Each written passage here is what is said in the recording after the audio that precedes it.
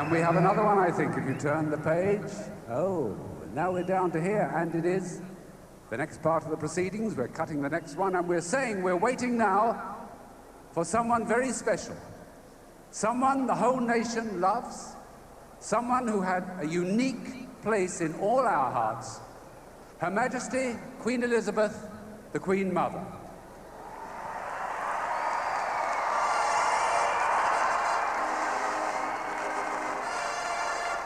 We all wondered what we could sing to her, and after the fanfare, congratulations are in order.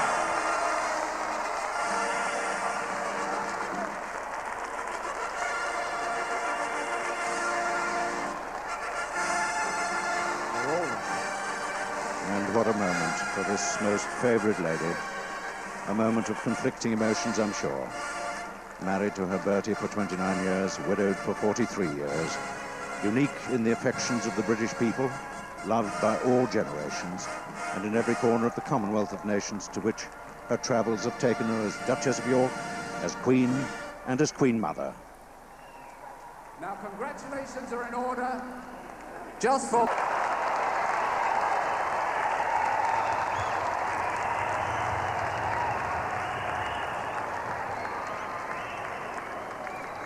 Your Majesties, Your Royal Highness, welcome to our little party. Here's a song I know you all know very well, The White Cliffs of Dover.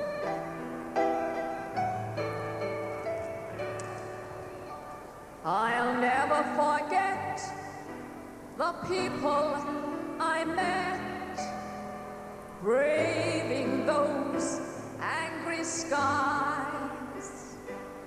I remember well as the shadows fell, the light of hope in their eyes. And though I'm far away, I sometimes hear them say, thumbs up, for when the dawn comes on after tomorrow, when the world is free,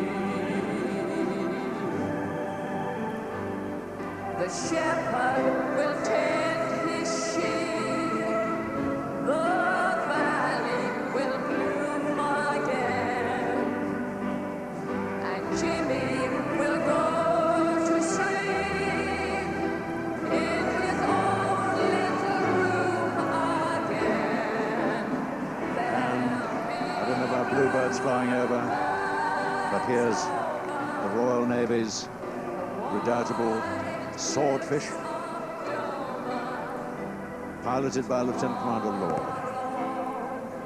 Small single-engine biplane used by the Fleet Arm as a naval reconnaissance aircraft, string bag.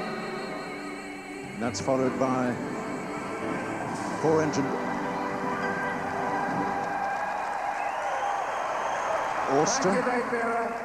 Ladies and gentlemen, what more fitting sight could there have been than the wonderful old Swordfish flying over Buckingham Palace while the last part of that song was being sung.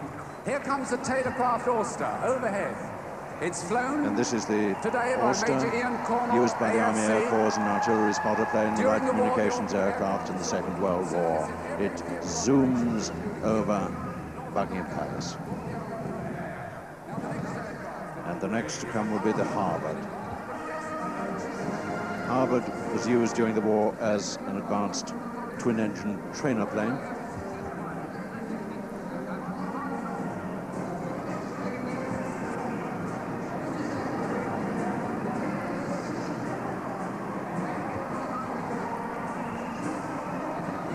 And everybody now looking up into the sky as the flypast goes over.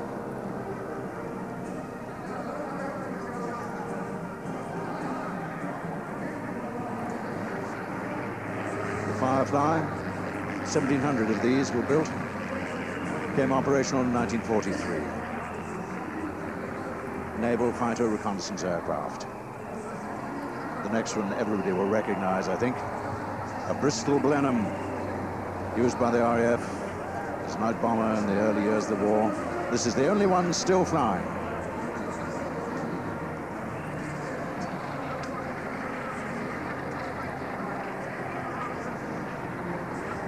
And here it comes.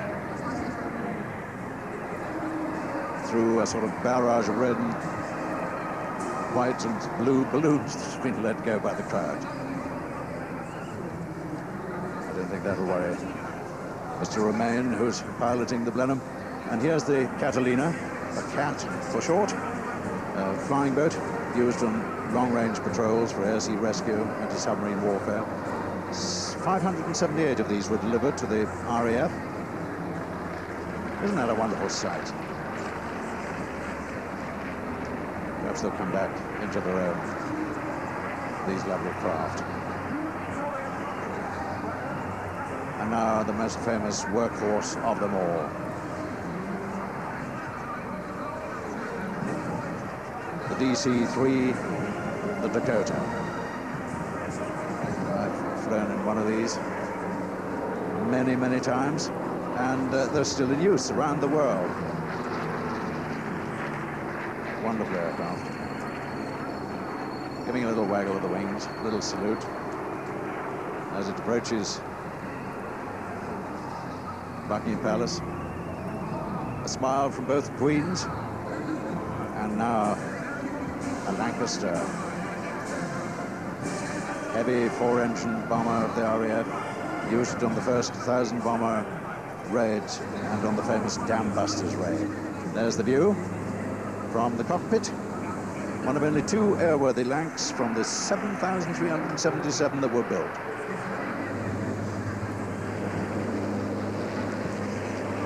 Driving right up the middle of the Mall. There she goes. What a splendid sight.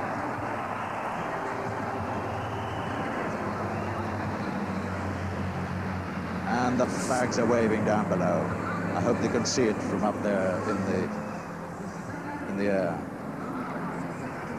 Another famous plane, the B-17, which was the American bomber known to everybody as the Flying Fortress. And they were based all around East Anglia in the war years.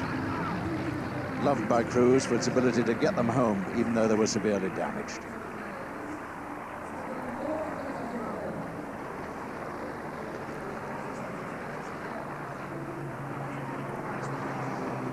Now the Mitchell bomber, also used by the British for general reconnaissance. And then the Mosquito.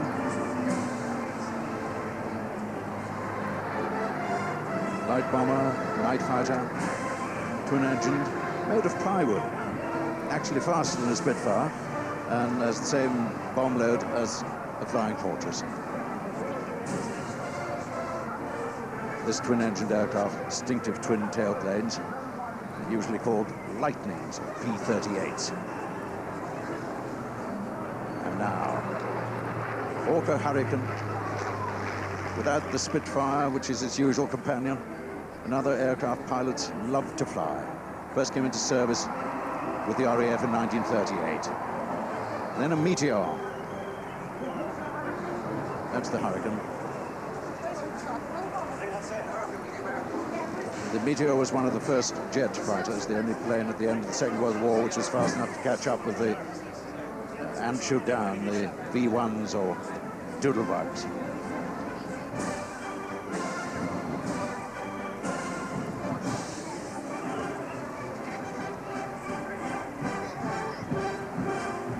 And last of all, as the march past of the Royal Air Force sounds from the forecourt of Buckingham Palace, comes the RAF aerobatic team, the Red Arrows. They'll be flying 360 knots at an altitude of 1,000 feet.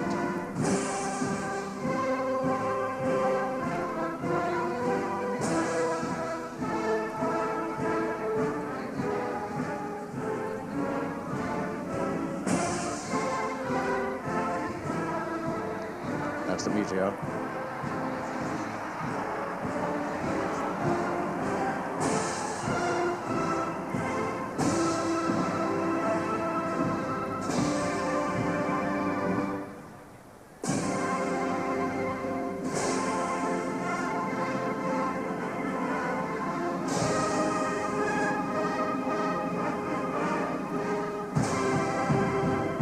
That old song, coming in on a wing and a prayer. The prayer bit is always the commentators that he gets the aircraft right. Well, here are the red arrows.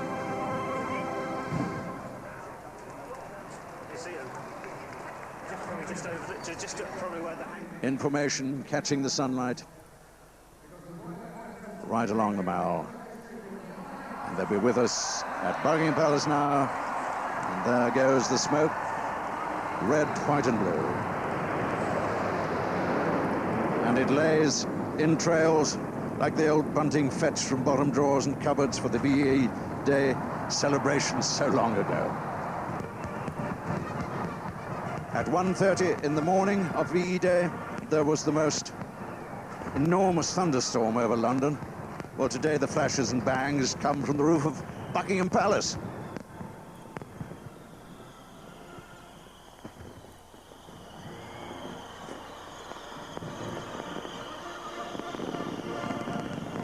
And here they are, some of them coming down in with parachutes.